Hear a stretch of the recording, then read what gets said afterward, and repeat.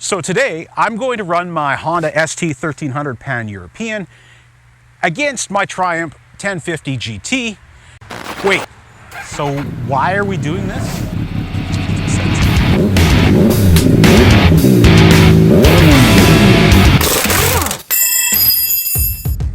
What would be the point in comparing these two bikes? Well, both bikes are really popular in Europe for sport touring, and both bikes have a really loyal following, at least in the UK. In Great Britain and the United Kingdom. Now, there is a distinction between these two, so go figure it out, educate yourself, and then get back to the video. Oh. I should have known this was coming. Ireland. There were 2,528 Triumph Sprint GTs sold in the UK, while the Sprint 1050 ST, benefiting from a longer production run and way more support from Triumph during that production run, sold 5,566 bikes. What I mean by more support is that Triumph didn't release another touring bike within its own stables against the ST like they did for the Sprint GT. The bike I'm referring to, of course, is the ill-fated Triumph Trophy SE, which is an excellent touring bike all on its own and has features that more align actually with the Honda ST1300 PanEuropean and the BMW R1200 RT. Unfortunately, we'll never know how successful the Sprint GT could have been with a comparable production run to the Honda ST1300, since it was a victim of the mass culling Triumph did of their production line in 2016.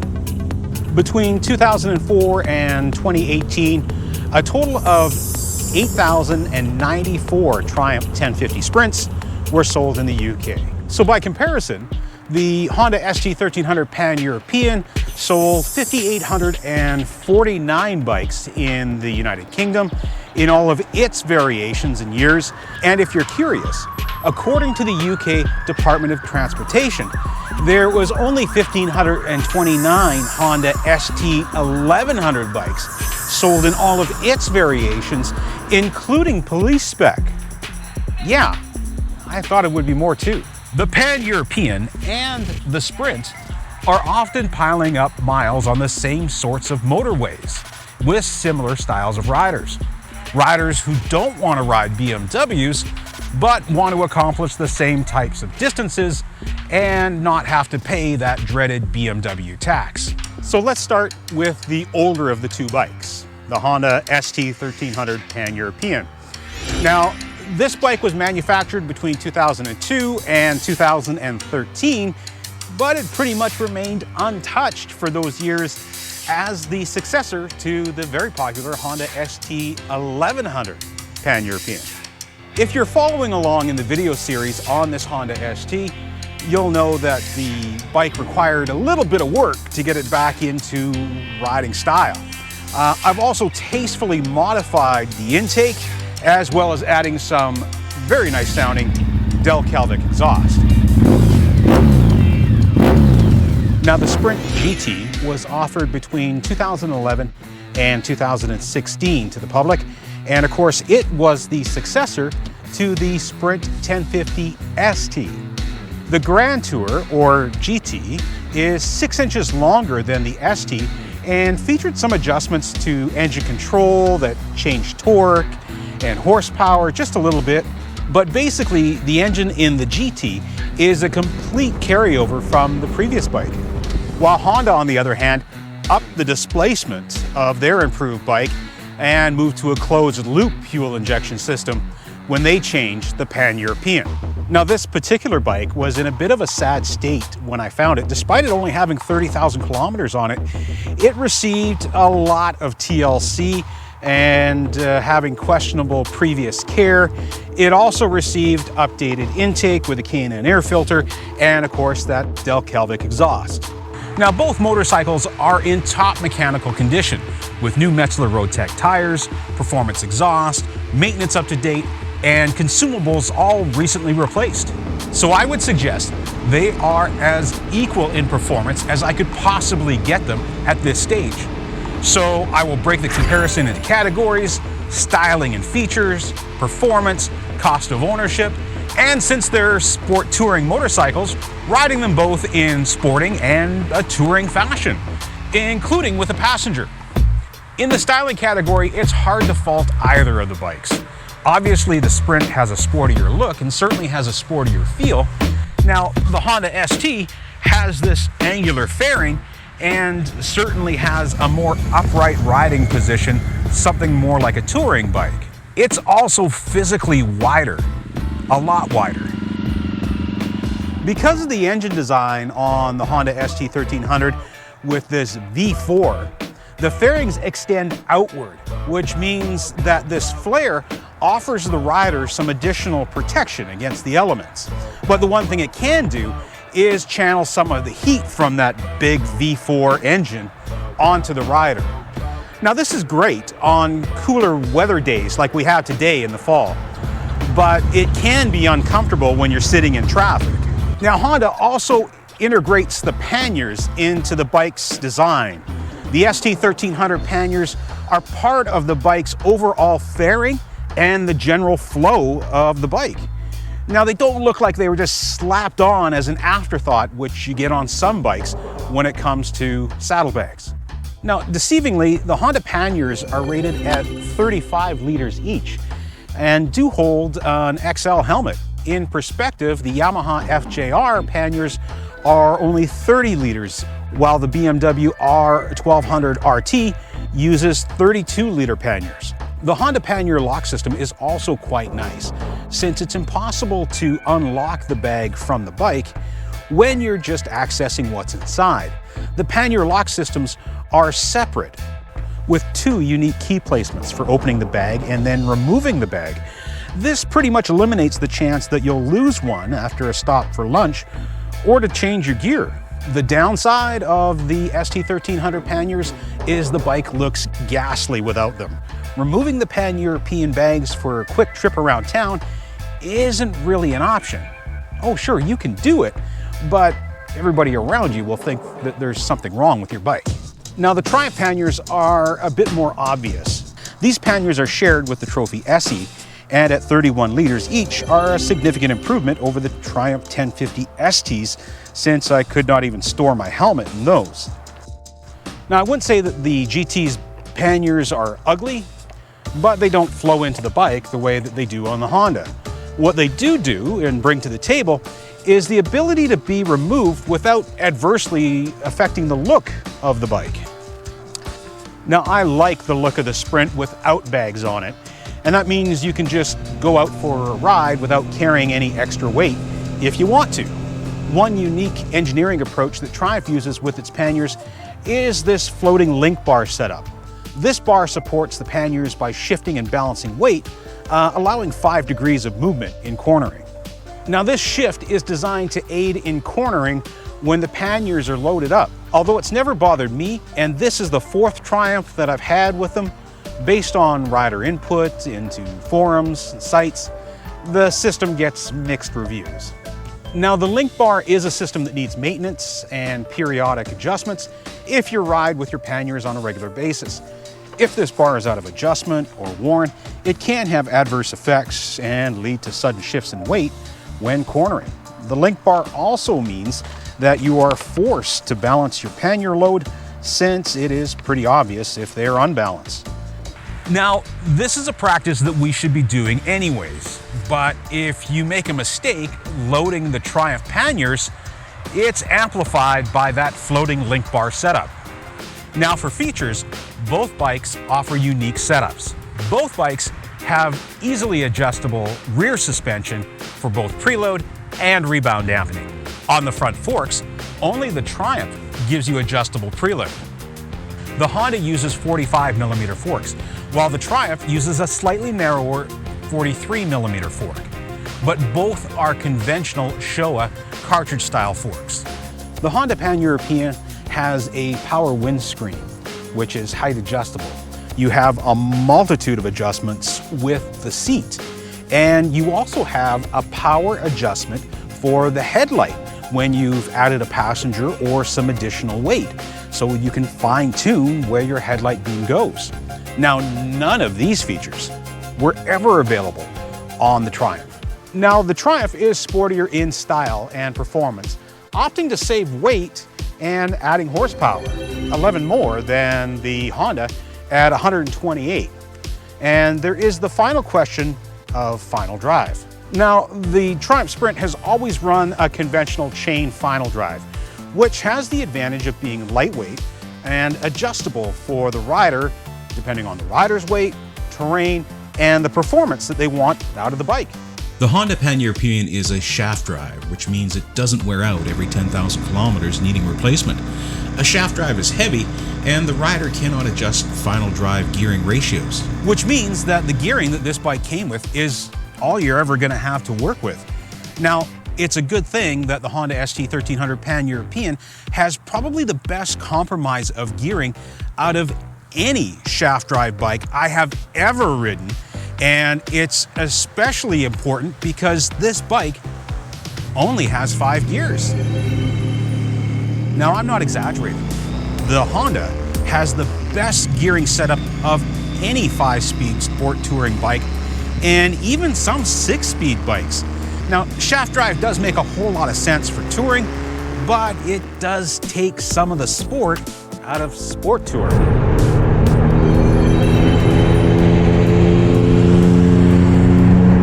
Now, ergonomics are good on both bikes. While I prefer the aggressive foot peg placement on the Triumph, being able to stand and stretch out your thighs, knees, and calves while riding on the Honda during long stretches has its benefits. While talking about seats, foot peg, and handlebar placements, I want to delve into the sport touring position and explain why I find it is the best for what I like to call aggressive touring. So to simplify and better explain my thoughts here, I'm going to just talk about 2 primary riding positions, upright and the sport position. In the upright, your feet are in line with or ahead of your hips. As a result, your spine is vertical and your posterior sits flat on your seat. You use this position when riding a standard, a touring, or a cruiser bike. In the sport position, your feet are at rest slightly behind your hips, which means you must transfer some of your body weight to the balls of your feet and your wrists and hands. This also typically means the rider's arms are outstretched in front of the bike, and you lift your chin up to improve your line of sight when riding. The sport position is, as the name would suggest, for sportier bikes, while the sport tour motorcycle tries to mind meld these positions and extract the best of both worlds, and each model takes a different approach. The sportiest sport tour, in my experience, being the 2015 K1300 SP I owned, while the most relaxed sport tour would have to be the Honda ST1300. A lot of riders, especially ones in my age group, are reluctant to move to a sportier and more aggressive position, citing back issues. If you recall the first ST1300 video I did, you'll remember that the previous owner of the bike installed a high handlebar with the thought that it would be better for his chronic back issues. Now, everyone has their own ailments that can get in the way of riding, and what I want to stress here is that if lower back pain is an issue, bulging discs, muscular spasms, sciatica, any condition where the doctor advises you to stretch and strengthen your core, legs, and lower back, the sport position will help relieve your back pain and make riding your motorcycle more enjoyable. Just think about the riding position of the average touring bike. 90 to 95% of the rider's weight is transferred to the bike's suspension through their buttocks. This means that the bike's movement and bumps that cannot be completely absorbed by the suspension system are transferred back to the rider through the coccyx and sacrum to the spine, and can also apply pressure to sciatic nerves. This pressure is amplified when your feet are stretched far forward of your hips in the cruiser riding style, where 100% of your weight is now supported by these bones. Now, our body was not meant to have all of its weight supported by such a small surface area. And if you already suffer from lower back pain, the cruiser riding position is one of the worst things that you can do for yourself. The sport position, and to a lesser degree, the naked sport, sport adventure, and sport tour positions, transfers weight off of your coccyx and stretches your lower spine, relieving disc pressure and more of the rider's weight is then transferred to the balls of their feet, thighs, and wrists and hands. Now, this may cause a little fatigue in the neck or wrists, but it's nowhere near as debilitating as lower back pain, where every little bump becomes a dagger stab. The sport position and its variations give riders who pile on miles, not coffee cups, a better position to handle the bumps and whatever the road throws at them. Not to mention the ability to move more effectively on your bike. It's for this reason, after owning a Goldwing, Venture, 2 brand new Harley-Davidson touring bikes, and a dozen Softails, Sportsters, and other Metric Cruisers, I now prefer to ride sport touring or adventure touring bikes. Hey dude, have you smashed that subscribe button yet? Check out all the videos on Rock Hiking Branches. There's a shitload of good stuff here. Better yet, you can access them all for free on YouTube by just clicking that subscribe button and setting your notification to active. There are more cool and informative videos just weeks away, so don't miss out. Subscribe now. Plus, don't forget to share this video with your forum or subgroup.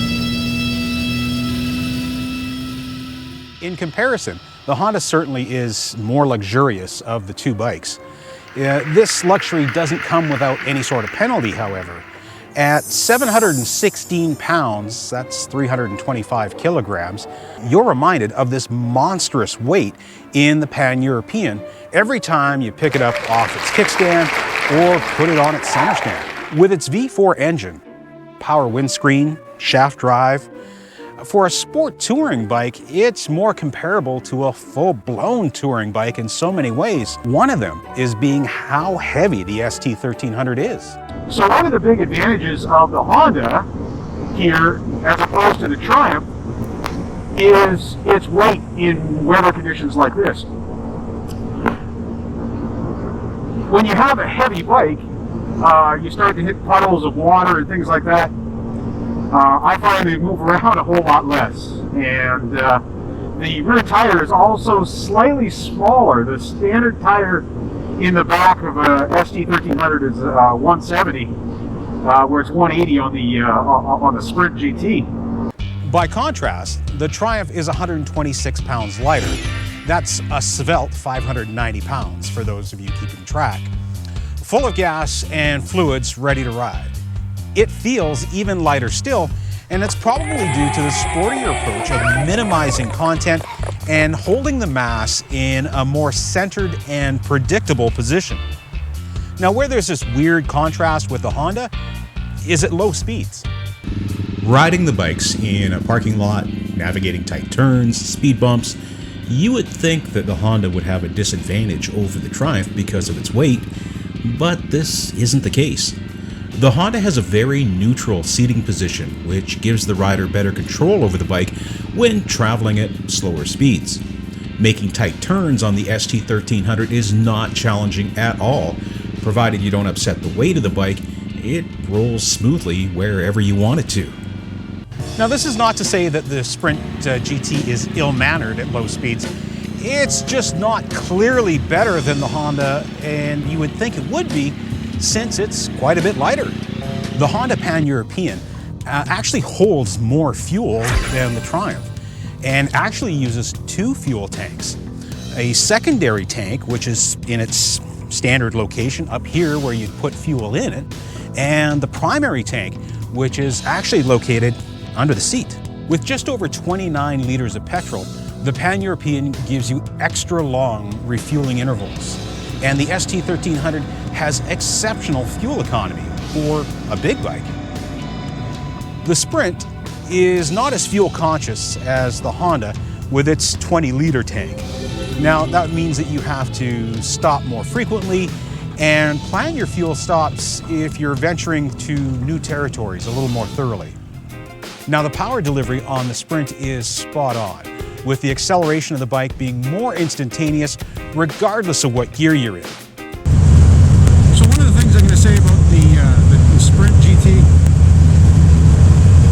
is that you certainly can feel that the bike has a lot more to give you at a moment's notice when it comes to acceleration. The bike certainly has that sport bike influence, not only in the way it looks, but in the way it performs. And that's, as opposed to the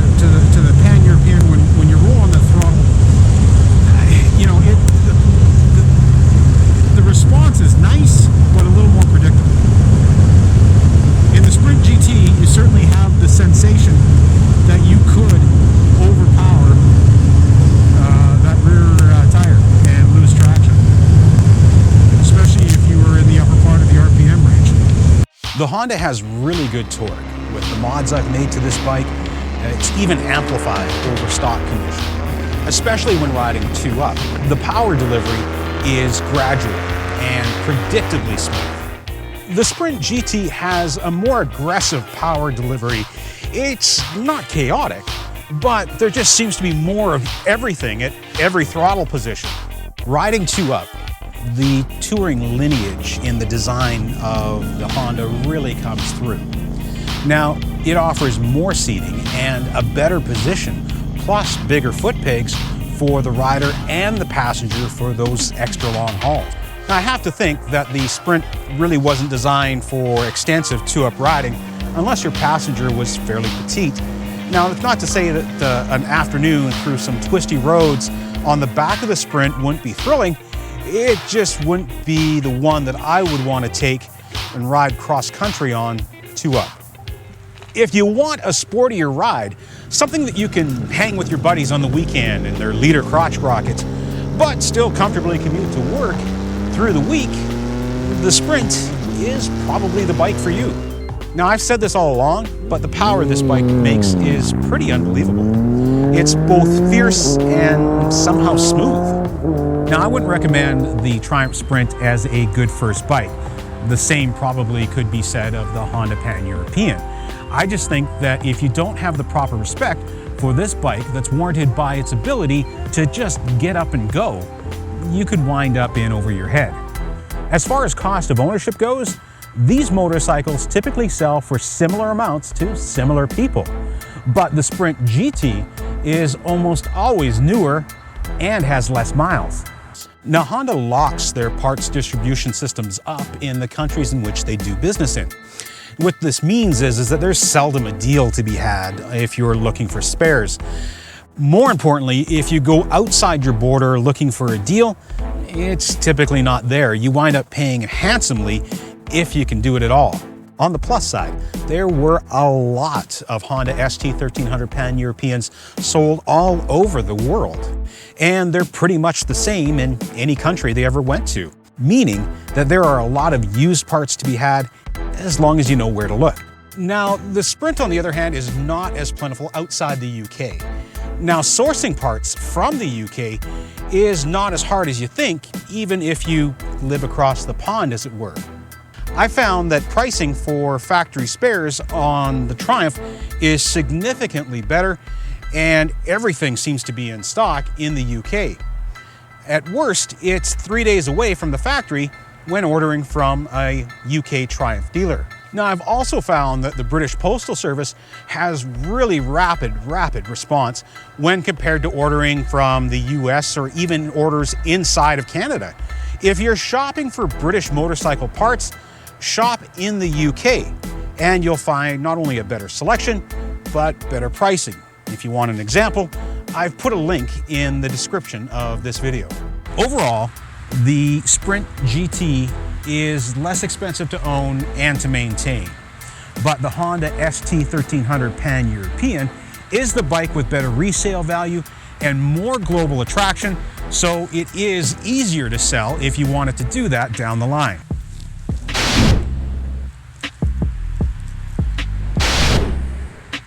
If you were looking for a definitive answer on which of these two bikes were better, you're not going to get it from me. I can't decide. It's because both these bikes do things significantly better than the other in certain situations. If you already own or are looking to buy either of them, just know that you're in good company. And until next time, be sure to ride safe.